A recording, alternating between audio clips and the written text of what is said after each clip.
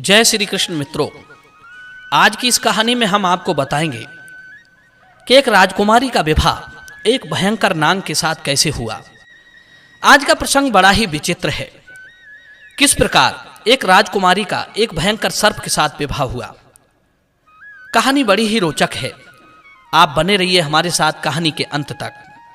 सज्जनों, प्रतिष्ठानपुर में चंद्रवंशी राजा सूरसेन राज करते थे, जो बहुत ही बुद्धिमान और धर्मपरायण थे। उन्होंने पुत्र प्राप्ति के लिए बड़े यत्न किए। बहुत समय के बाद उनके घर में एक पुत्र का जन्म हुआ, जो देखने में भयंकर आकार वाला एक सर्प था।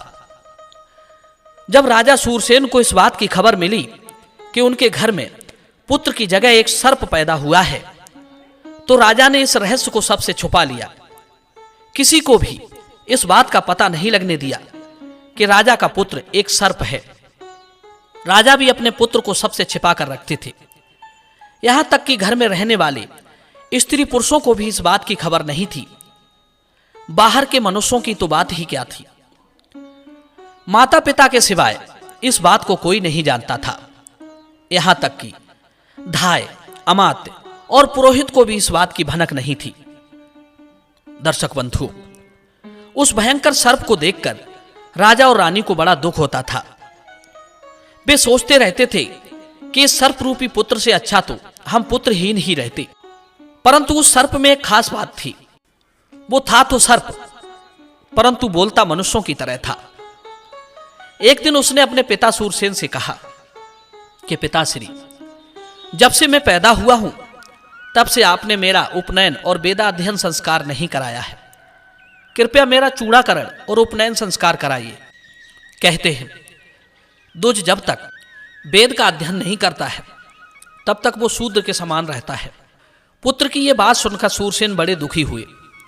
उन्होंने किसी ब्राह्मण को बुलाकर उसके संस्कार कराए और वेदाध्ययन समाप्त करके सर्प ने अपने पिता से कहा कि हे पिताजी, अब आप मेरा विवाह कर दीजिए। मुझे स्त्री प्राप्त करने की इच्छा हो रही है। जब तक आप मेरा विवाह नहीं करवाएंगे तब तक आपका कोई कार्य सिद्ध नहीं होगा। सज्जनों, इस तरह अपने सर्प रूपी बेटे की बात सुनकर राजा ने अपने दरबार में सभी सभासदों को बुलाया और उनसे इस प्रकार कहने लगे कि हे सभा के विशिष्ट जनों, मेरा पुत्र युवराज नागेश्वर सब गुणों की खान है। हमारा पुत्र वीर, बुद्धिमान, दुर्जय और हमेशा शत्रुओं को संताप देने वाला है। वो अब विवाह के योग्य हो चुका है और हमें उसका विवाह करना चाहिए। मैं चाहता हूं कि मैं तो बूढ़ा हो चुका हूं, क्यों ना उसे राजपाट सौंपकर निश्चिंत हो जाऊं। इसलिए आप लोग पहले उसके योग्य कोई सुशील कन्या देखकर उसका विवाह करा दीजिए। राजा ने अपने दरबारियों को भी ये बात नहीं बताई थी कि उनका बेटा एक सर्प है। अब तो राजा की ऐसी बातें सुनकर सभी दरबारी जन हां में हां मिलाने लगे, क्योंकि उन्होंने पुत्र का नाम तो सुना था पर उसे कभी देखा नहीं था। तभी कुछ अमात्यगण उठकर हाथ जोड़कर कहने लगे, हे महाराज, आपके पुत्र तो सब गुणों में श्रेष्ठ हैं और आप भी सर्वत्र विख्यात हैं। फिर आपके पुत्र का विवाह करने के लिए भला क्या मंत्रणा करनी है और किस बात की चिंता है। विवाह तो कहीं ना कहीं से हो ही जाएगा। दर्शक बंधु, इस प्रकार सलाहकारों की बात सुनकर राजा सूरसेन कुछ चिंतित से हो गए, क्योंकि वे अपने सलाहकारों को यह बताना नहीं चाहते थे कि उनका बेटा एक भयंकर सर्प है। तभी उन सभी सलाहकारों में से एक बुद्धिमान पुरुष बोलने लगा, जो राजा के संकेतों को समझ रहा था। उसने बताया, हे राजन, पूर्व देश में विजय नाम के एक राजा हैं। उनके पास हाथी, घोड़े और रत्नों की कोई कमी नहीं है। उनके 8 पुत्र हैं, जो बड़े ही धनुर्धर हैं। उन 8 की एक बहन है जिसका नाम है भोगवती, जो रूप और गुण में साक्षात लक्ष्मी के समान है। मेरे विचार से वो राजकुमारी आपकी पुत्र वधू बनने के योग्य है। सज्जनों, उस बूढ़े सलाहकार की बात सुनकर राजा को कुछ प्रसन्नता मिली। राजा कहने लगे, परंतु वो हमें प्राप्त कैसे होगी। तब वो बूढ़ा सलाहकार कहता है, राजा साहब, बूढ़े सलाहकार राजा की इन रहस्यपूर्ण बातों को अच्छी तरह समझ रहे थे, इसलिए उन्होंने राजा से राजा विजय के यहाँ जाने की आज्ञा मांग ली। इधर राजा सूरसेन ने भी उन्हें अनेक वस्त्र आभूषण देकर और सेना की एक टुकड़ी उनके साथ भेज दी। चलते चलते वृद्ध अमात्य राजा विजय के यहाँ पहुंचा और राजा विजय से मिलकर उसने राजा सूरसेन और उनके पुत्र के गुणों का बखान किया और उनकी पुत्री भोगवती का युवराज नांग के साथ विवाह भी तय कर दिया। परंतु इस बात से राजा विजय भी अनभिज्ञ थे कि उन्होंने अपनी पुत्री का विवाह जिस राजकुमार के साथ तय किया है वो राजकुमार नहीं है बल्कि एक भयंकर सर्प है। विवाह तय करके वृद्ध मंत्री वापस लौट आए और अपने महाराज को सारा हाल कह सुनाया। इधर जब धीरे धीरे समय गुजरता चला गया और विवाह का दिन समीप आ गया तो राजा सूरसेन ने राजा विजय के यहाँ कुछ विद्वान पुरुषों को भेजकर उनसे यह कहलवाया कि हे महाराज, राजा सूरसेन के राजकुमार नांग बड़े ही बुद्धिमान और गुणों के समुद्र हैं, परंतु वे स्वयं बारात में नहीं आना चाहते हैं। इसलिए क्षत्रियों के विवाह तो अनेक प्रकार से होते आए हैं, क्यों ना ये विवाह शास्त्रों द्वारा हो जाए तो ज्यादा अच्छा रहेगा। सज्जनों, बूढ़े मंत्री की बात सुनकर राजा विजय ने इस बात को भी सत्य मान लिया और भोगवती का विवाह शस्त्र के साथ ही कर दिया। विवाह के बाद राजा विजय ने बड़ी धूमधाम से हजारों हाथी घोड़ा द्रव्य दहेज दान में देकर बेटी को घर से विदा कर दिया। इधर राजा सूरसेन के बूढ़े मंत्री और सचिवों ने पुत्र वधू को राजा सूरसेन को समर्पित कर दिया।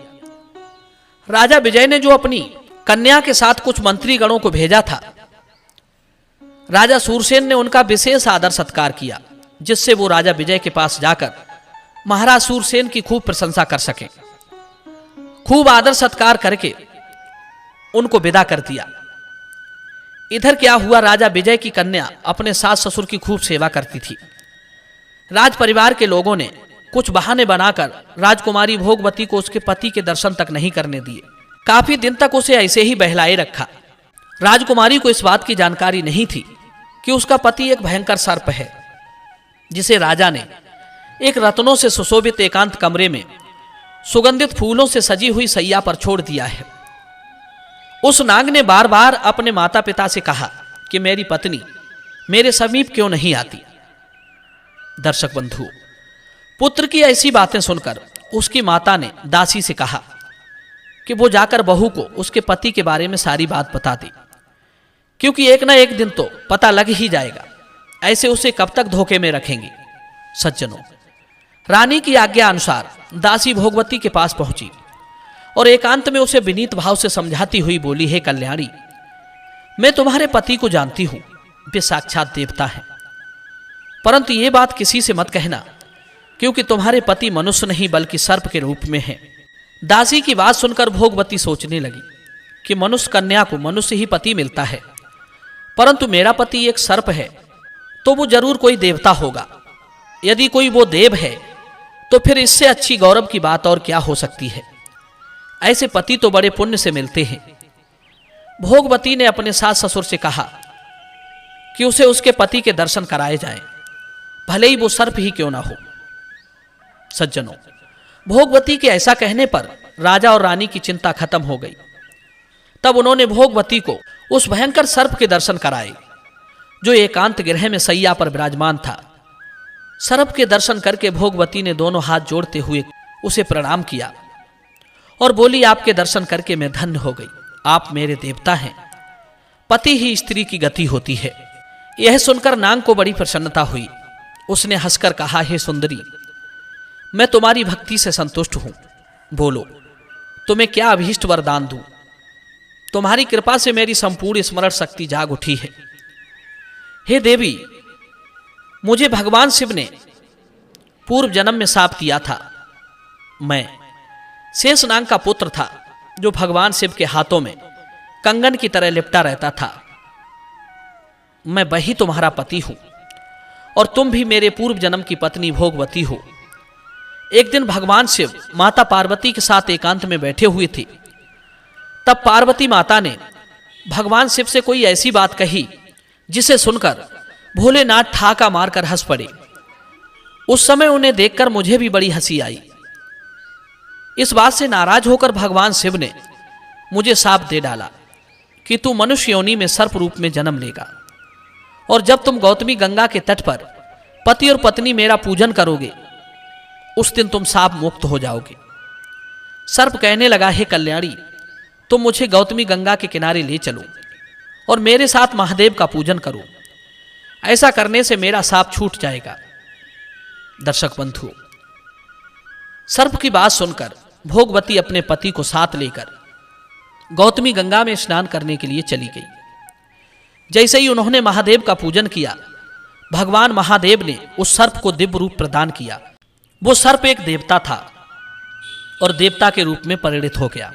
उसके बाद प्रतिष्ठानपुर के राज सिंहासन पर बैठकर उसने हजारों वर्षों तक राजकाज किया। उसके बाद दोनों पति और पत्नी भगवान शिव के धाम को चले गए। सज्जनों, ये कथा आपको कैसी लगी, आप हमें अवश्य बताना। मिलते हैं अगली वीडियो में एक नई ज्ञान चर्चा के साथ। आप सभी भक्तों को बहुत बहुत साधुवाद। जय श्री कृष्ण, जय श्री राम।